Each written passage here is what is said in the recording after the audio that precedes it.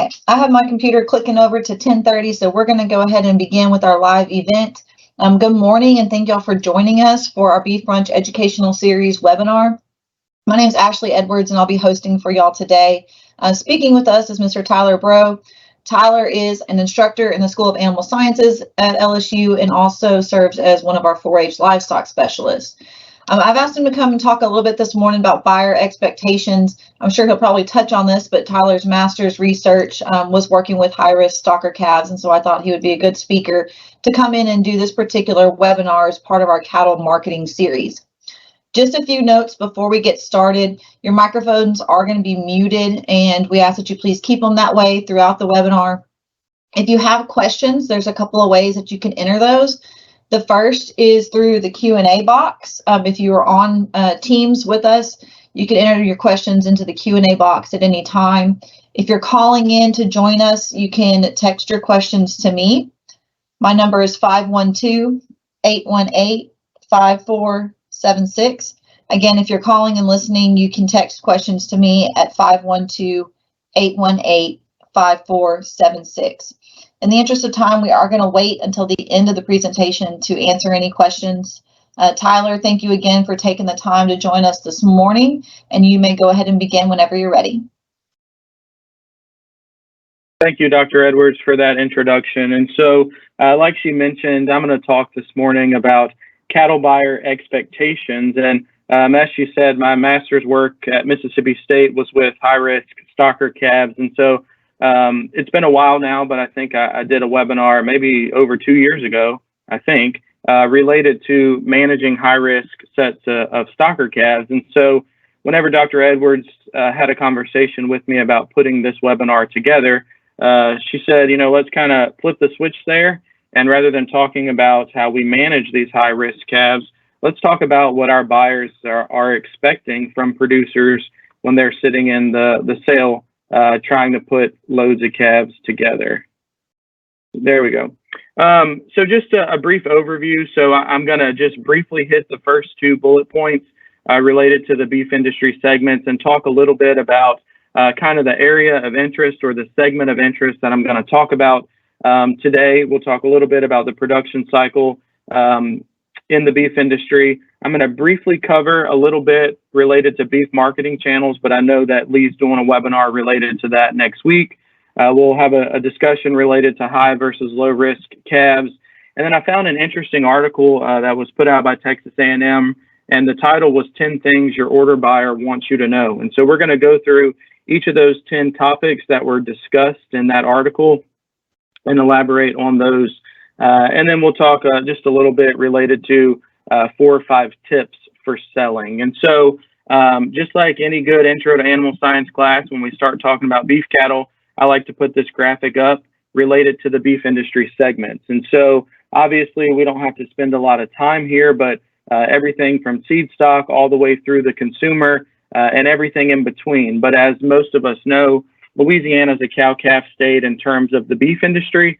And so when we think about cattle buyer expectations, most of the calves sold in the state of Louisiana are those weaned calves that are coming out of a cow-calf system. And so whether they're high risk, low risk, we'll get into that discussion as we move forward. I just kind of wanted to point out that the area that I'm going to focus today is whenever cow-calf producers are taking loads of calves to the sale, kind of what those buyers are expecting from those producers. And so this graphic here, I pulled from a textbook that I use as a resource for one of the classes I teach, but it's just to drive home the point that as animals move through all the different phases of the beef industry that we saw on the previous slide, typically they change hands, right? So in the beef industry, we're not vertically integrated like some of our other industries in terms of animal protein, but in the beef industry, they're changing hands. So we look on the right-hand side of the screen at the graphic, and it has those different segments of the industry, and it tells you which animals ultimately are going to market from those respective segments. So a lot of times in a seed stock system, maybe we don't think about animals ultimately entering the food chain. Well, those cull cows have to go somewhere. Obviously, today we're focused on the cow-calf sector, and so, of course, we have cull animals that are sold after their reproductive lives are done. But then we also have to think about marketing those calves at weaning and how we handle those things. And obviously today's discussion is related to what our buyers of those calves are expecting. So this graph to me kind of sums a lot of it up in terms of the types of animals that are being marketed through each of the different phases or segments within the beef industry. So I mentioned we're going to go really brief through this because Lee's going to talk about it, but I just wanted to hit the high points related to the different types of marketing channels. And honestly, for this particular presentation, we're going to spend time talking about auction barns and what order buyers are looking for in those settings whenever they're putting loads or lots of calves together. So an auction barn obviously is just a sale barn. Advantages of that, there's competitive bidding, it's open to the public, it's convenient, there's prompt payment for that producer when he brings calves there to be sold. A couple of disadvantages, little control over prices. We have to worry about stress and shrinkage of those calves as they go through the barns, potentially a lack of volume and or uniformity. Disease transfer is a big thing when we think about a disadvantage of a sale barn.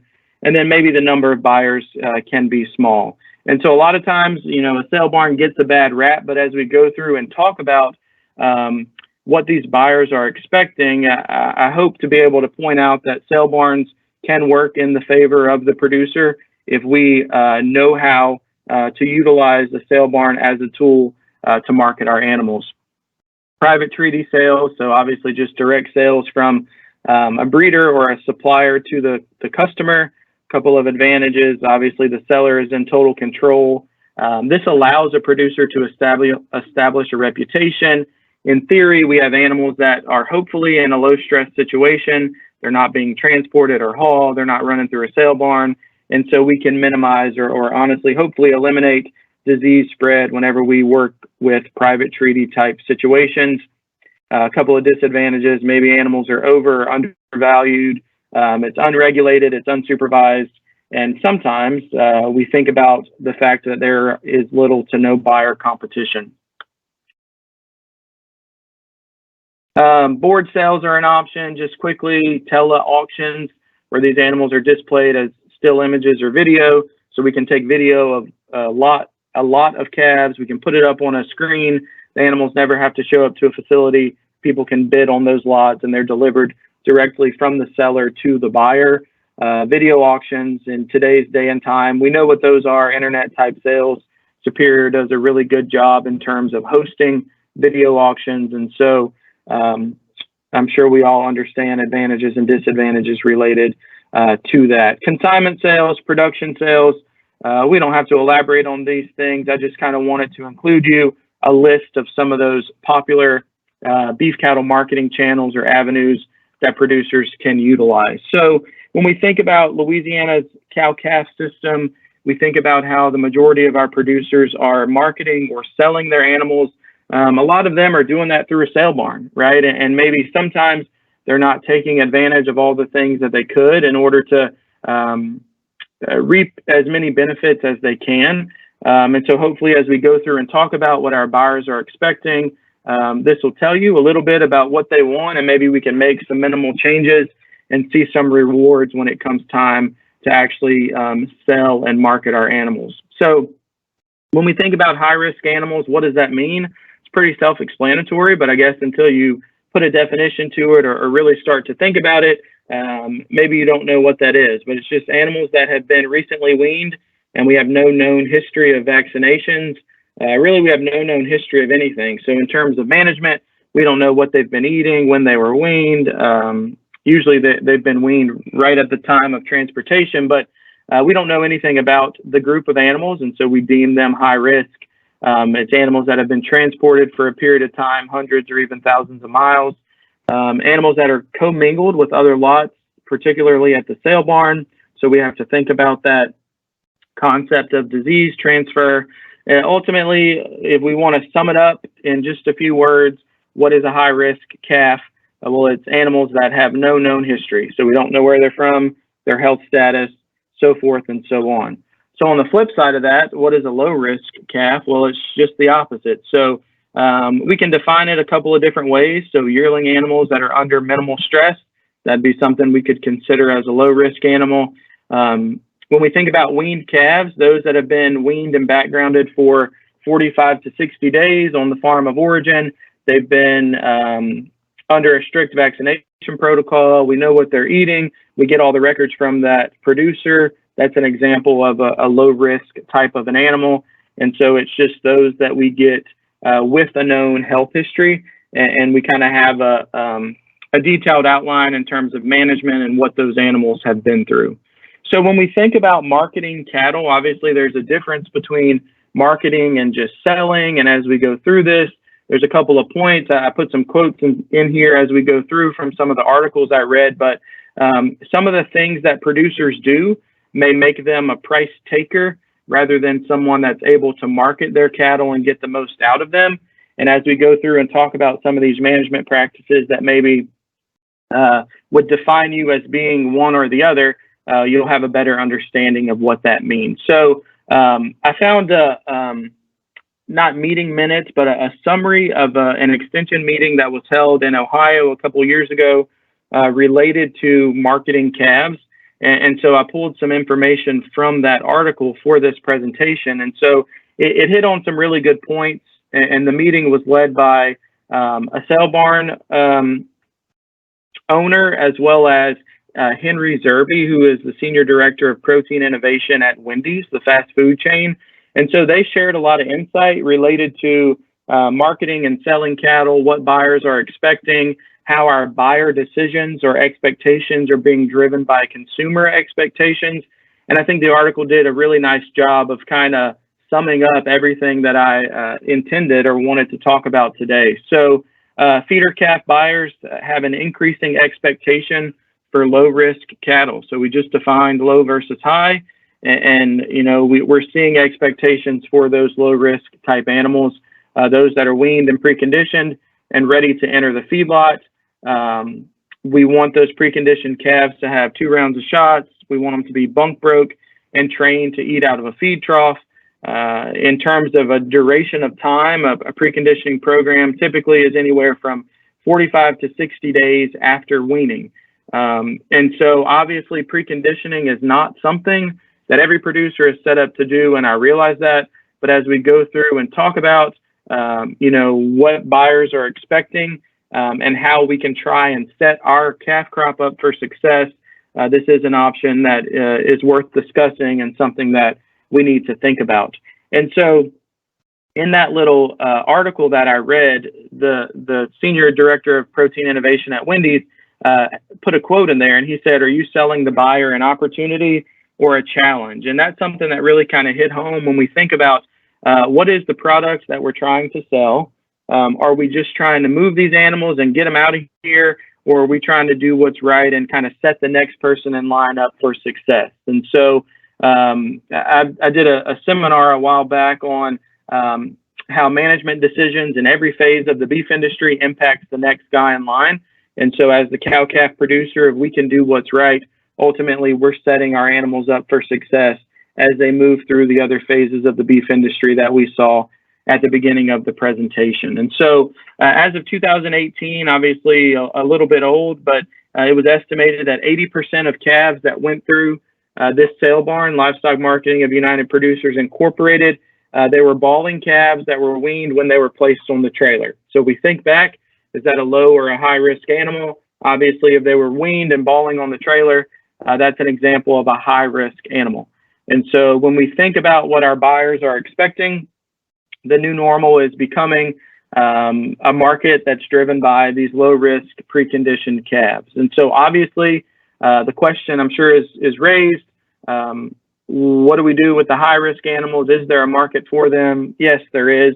Oftentimes these high risk calves are discounted when they go through the ring, sometimes heavily, and that's just to reflect the challenge associated with the risk level that the buyer is inheriting whenever they purchase a low to high risk animals. So when we think about the impact of health status, obviously, when I think of selling loads or lots of calves, health and nutrition obviously are the things that come to mind. And so health is a huge value determinant when we talk about placing value on groups of animals. Obviously, the healthier they are, in theory, the more they're worth. And so a health program can be used as a marketing tool. But if we send animals to the sale barn and we never communicate with the manager of that barn, the health program that our animals have been through, we're not reaping the benefit of that, right? So it's important to communicate that information so buyers can be made aware of the health status and the health history of the animals that you are marketing. So the buyers like to get that information on the calves that are going through the ring, and they like to know everything they've been through. And so when that's presented, the seller reputation goes up. And in that article that I referenced from Ohio State, it went through and it talked about a lot of these things that we can do to try to set these calves up for success. And producers often ask, am I going to get a more per pound for my animals when I sell them? And the authors of that article really kind of focused it around, if we don't see a direct price increase, what we're trying to do is avoid discounts when our animals are going through the sell ring. So just for example, related to health status, bull calves that aren't castrated or discounted, calves that have horns that go through the ring are also discounted. And they had some figures put there, $15 to $25 per hundredweight difference in calves that are greater than 550 pounds. And that's due to the stress that these animals are under whenever we have to castrate them or dehorn them whenever they are greater than 550 pounds. So just a little in terms of the impact of body condition and fill on these animals as they go through the sale barn or the sale ring. So performance can be compromised on calves that are over-conditioned or fat at the time of the sale. Cattle that enter a sale that are thin are going to exhibit compensatory gain as they try to catch up from a growth standpoint to their frame size. And so just to define compensatory gain, that's just an increase in weight gain following a period of starvation. So these animals come in, they're thin, we buy them, we bring them home, we get them straightened out from a nutrition standpoint. They gain weight rapidly. That's referred to that period of compensatory gain. Sometimes producers may let calves fill up on water and feed before they haul them to the sale. And so they go through the ring and they're abnormally full, and the buyers can recognize or pick up on that. And so that potentially could cost the seller money in the long run. That buyer has to sit there and determine how much shrink's going to occur on that extra full calf. So just some things to think about related to condition of the animal at the time of sale, as well as if we try to get them extra full because we sell them by the pound, we think we're helping ourselves out. In the long run, that could be something that negatively impacts the amount of money that we're able to get for the animals whenever we sell them. So I found this article, 10 Things Your Order Buyer Wants You to Know. It was put out by Texas A&M AgriLife, and it was good. So I encourage you to do a Google search if this is a topic that interests you, and you can find this. And so I'm just going to kind of walk you through each of the 10 things that were listed in that particular article. And so this can kind of give you some insight as to what buyers are looking for. So the first one listed was to know what the industry is looking for. And so it harped on the fact that auction barns are not there to work against you. It can be a tool that you can utilize from a marketing standpoint to help you out. So obviously, the higher the price that you're able to get for your calves that you sell, the better the sale barn does. So they're there to help you if you work with them to get your animals marketed and sold. Industry knowledge is very important when it comes to marketing your calves.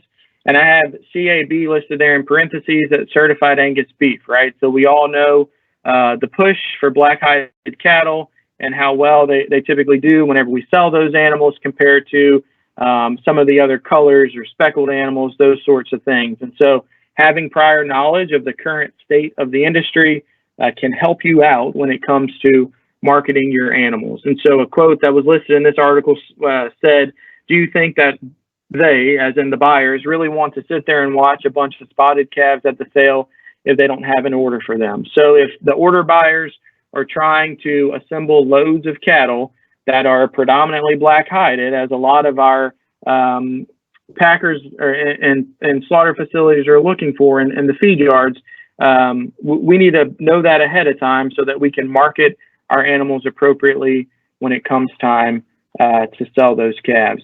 Shy away from novelties. So the things listed there that were considered novelties: miniature breeds, dairy breeds, longhorns, Corriente cattle. All of these types of animals take discounts in the sale ring. And so this slide isn't here to discredit any of these breeds that are listed there. It's just the facts in terms of kind of where we are in the industry and what packers are looking for.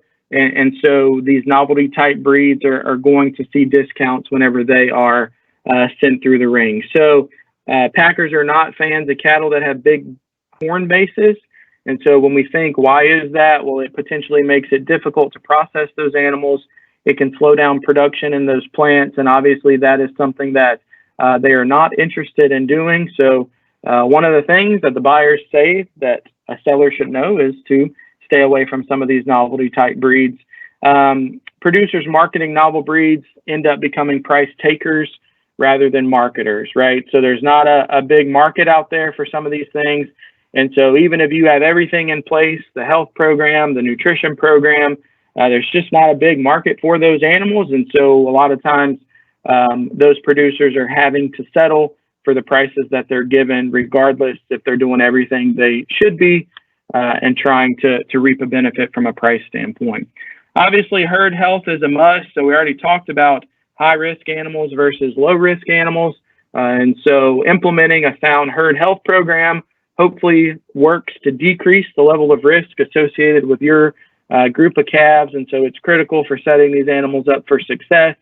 When we think about herd health, we should take input from a veterinarian. We should listen to what buyers are saying when we're setting up these herd health programs in order to make sure we're checking the boxes of what people want. And so a solid herd health program begins at the cow-calf level.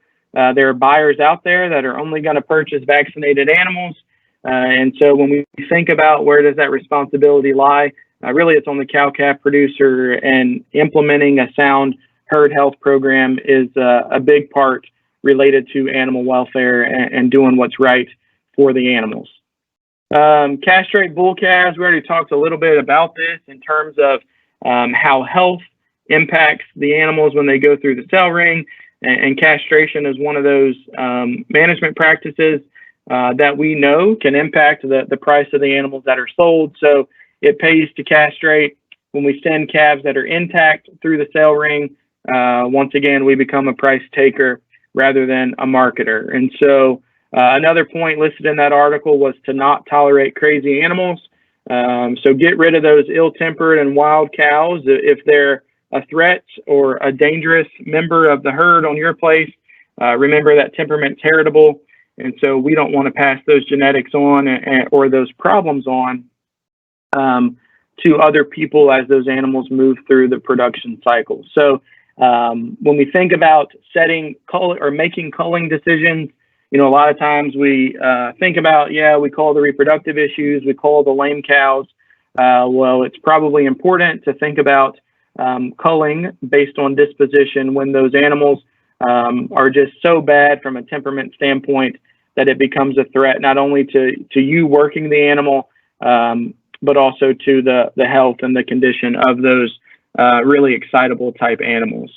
Loading animals and working them in low stress manners. So order buyers want you to know that loading calves properly is a good thing to do. And so failing to do it correct can increase stress. And we know stress impacts everything from a physiological standpoint on those animals. Lots of negatives related to performance caused by stress. And so if we can do what's right and load the animals in a low stress manner, we all come out ahead. So improper loading is going to impact condition of the calf. Having these animals that are really stressed and dirty when they go through the sale barn is not going to help you out. So if you're a seller, you're trying to create a good reputation for you and your herd. Sending animals that are stressed, dirty, wild, right? Those are not things that are going to help improve your reputation in the market. We think about global markets and how the beef industry really is a global type of a market. Price is constantly changing. A lot of factors influence that. I know Dr. Guidry already talked about markets, and so we don't have to spend a lot of time here, but as a seller or a producer that's going to market animals, we should stay aware of factors that impact cattle prices so that we can kind of use the market in our favor in order to sell our animals for as much as we can. Market timing. So this was another one in that article related to what the buyer wants you to know. And so we know that fall runs upon us. And so this article stated that if we can, maybe we don't sell calves between Labor Day and Thanksgiving. And there were some schools of thought associated with it. And I kind of have them listed here, and it really did make sense. So when we think about everybody weaning calves all at one time and flooding the market all at once with large numbers of animals, the system isn't really set up to handle all of those animals at one time, especially those high-risk animals that are unvaccinated and not weaned. And so in addition to lots of animals coming through, they're really high risk, we're starting to see temperature changes related to the fall season. And so that can wreak havoc on travel-stressed calves. And so we see increases in rates of things like bovine respiratory disease and other things that negatively impact those animals from a health standpoint. Traceability was a point that was listed there, just related to animal disease traceability programs, and just encouraging producers to stay up to date on what's available, what's required, and just keep it at the forefront of their mind that things like disease traceability are becoming our new norm and things that we talk about often. Don't bring weak, sick, or injured animals to the sale barn, or I guess don't market those animals if they're at a point where it puts a bad look not only on the barn but to you. So these animals that are extremely sick and injured, the article stated maybe we should dispose of those or think about disposing of them at the ranch or the farm of origin. Animals that are just extremely poor from a condition standpoint, from a health standpoint, we run those through the sale. That's going to negatively impact the sale barn as well as the producer. And so really what I think about when I read through that section of the article was for us to think about what a consumer sees or thinks if they see that really sick animal going through the sale ring, right? So if we're trying to always promote a positive image of the beef industry, let's think about that when it comes time to sending animals to be sold. So that kind of gets us through that article related to what order buyers are wanting sellers or producers to know. And so I found some information related to how consumer expectations are influencing what our buyers expect. And so I really think as an industry, this is something very important for us to keep at the forefront of our minds and to always be thinking about what the consumer is demanding, right? Because ultimately, if we don't have a beef consumer, then we don't have a beef industry. And so it's our jobs to adopt or adapt and adopt things that the consumers are demanding we do in order for them to continue to want to purchase our product. So beef consumer expectations are influencing what our buyers are expecting. This potentially could create the need for producer certifications. And so buyers along the food chain are beginning to demand that cattle producers have certain certifications in order for them to purchase their animals.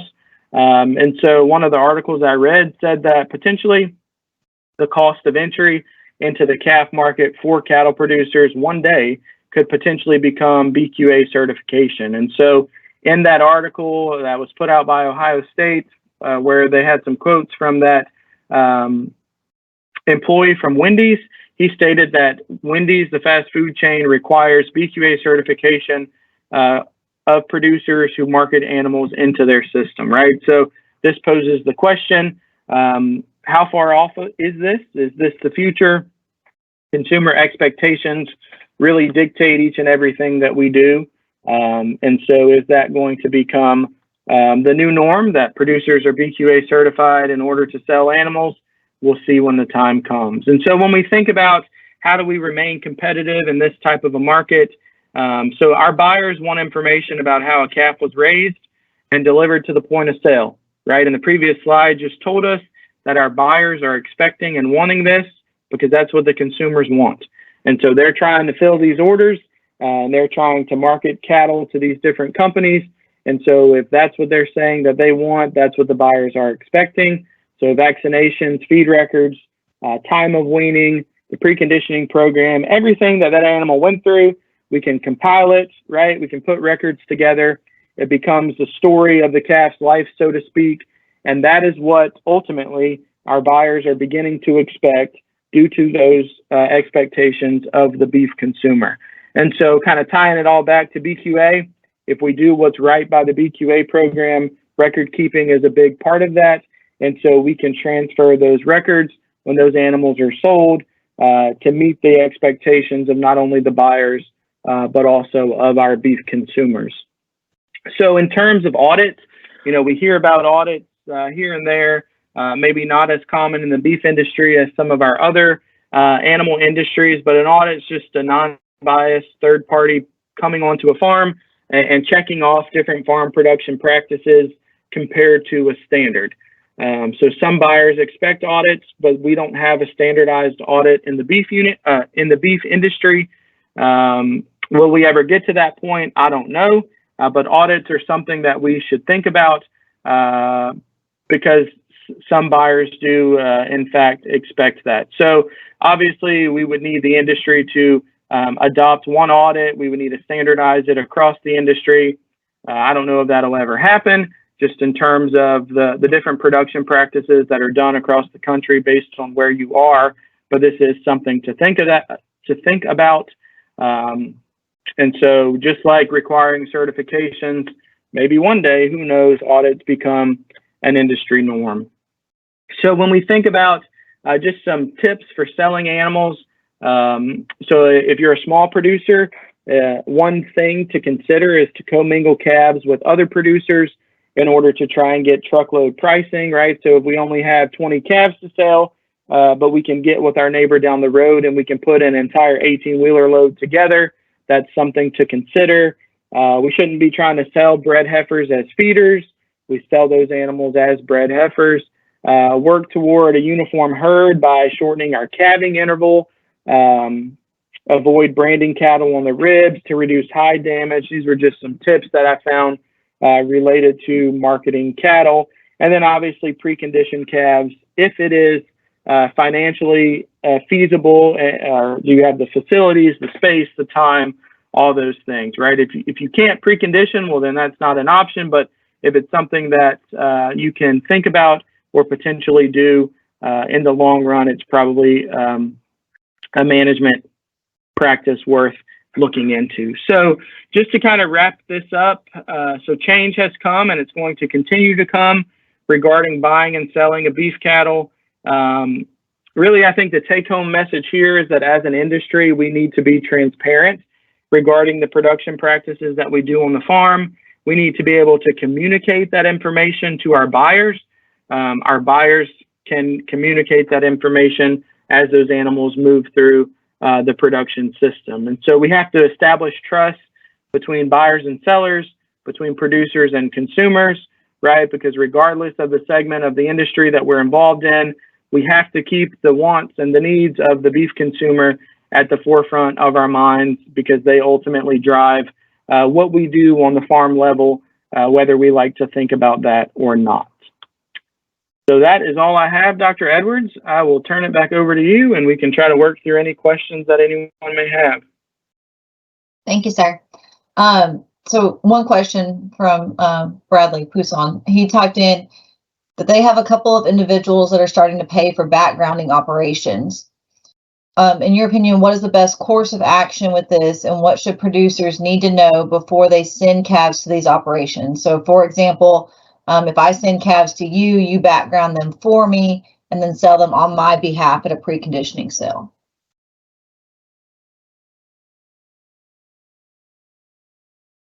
So what was his question? The best course of action? Just, are there any tips or anything to think about? I don't know if you can see the Q&A box, but it's typed in the Q&A box. So what is the best course of action? I think I just muted you You did. on accident. Yeah, I don't know what I'm clicking. What is the best course of action for these producers, and what should they know before they send them to a backgrounding operation? That's a good question, Bradley. I haven't really thought of that in terms of, I don't spend a lot of time interacting with producers as y'all do. So, Dr. Edwards, do you have anything that you want to add related to that? I don't have a lot of experience related to that or dealing with people who are thinking of doing that. I think no matter where we sell, and I actually was going to kind of ask or touch on, you mentioned some of the, I don't remember how you posed it, but some of the other breeds, the specialty breeds like the Longhorn and the Corriente and things like that. I think regardless of whether we're talking about selling to a backgrounding operation or we're selling a specialty breed or we're selling to an order buyer, whatever it is, what I want to emphasize is what Tyler said on honesty and records. And so, again, not only does that help you from a price maker standpoint, but you are building a reputation. And we actually talked about this at a field day last week at the Dean Lee Station. You want to build that reputation and build that rapport with buyers, whether it's the same buyer every year or you move to a different buyer for whatever reason. They all talk. I always joke and tease that guys in the cattle industry gossip more than ladies at the beauty salon. So the word gets out on your product, your calves. So no matter what, take the time to take care of your cattle, utilize a good herd health program, the vaccinations, the nutrition, all of it. And regardless of which avenue you're going into, just do it right. Honestly, do it right and take the time to put the effort into it to build a good product, the same as if you were to go to a store and buy any sort of tangible product. And I think to add to that, back to Bradley's question, so if you're relying on a backgrounding yard to background or preconditioned calves for you and sell them on your behalf, you kind of need to think about that reputation of that person as well, right? So as we went through this, we talked about building a good reputation for ourselves and our product.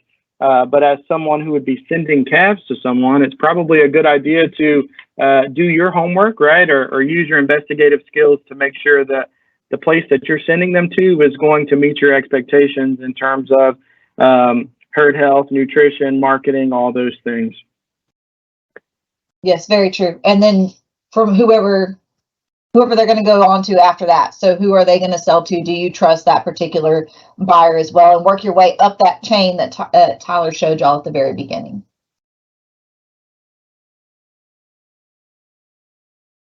Tyler, I don't see any other questions. Really appreciate you coming on and doing this for us this morning. For those of you listening live, and if this is your first time on this webinar, we do post these recordings onto our YouTube channel and our Beef Brunch website.